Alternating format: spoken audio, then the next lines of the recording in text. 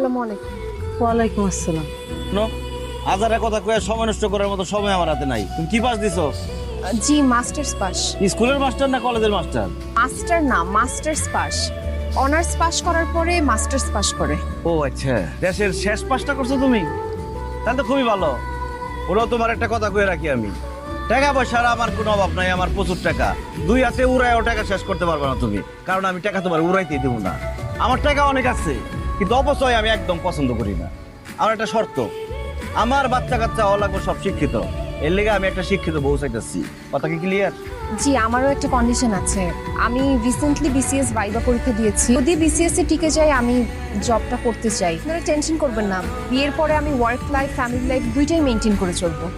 তুমি যেভাবে বড়র কথা মাঝখানে মাঝখানে ইংরেজি বলতেছো, এটা দেখে আমরা বুঝে গেছি তুমি বাংলাদেশের বড় পাঁচটা দিছো। বিসিএস এ টিকে গেলে আমি যে জবটা পাবো সেটা খুবই প্রেস্টিজিয়াস একটা জব। আশেপাশে মানুষও অনেক সম্মান করবে, আর আমাকে দেখে আমার বাচ্চারাও আর ইন্সপায়ার্ড হবে। যখন দেখবে তাদের মা বিসিএস ক্যাডার, তখন ওরাও লেখাপড়া করতে চাবে, ওদের জন্যই ভালো। চাকরি তুমি অবশ্যই করবা। সংসার ঠিক রেখে চাকরি করলে আমার কোনো সমস্যা নাই। আর চাকরির যে বেতন পাইবা, সব বেতন এই গরিব দিনে যে বসে আছে না, এগুলো দিয়ে দিবা, আমাকে দেওয়ার দরকার নাই। এই চাচা কাজে ডাকেন, বিয়ে পরে।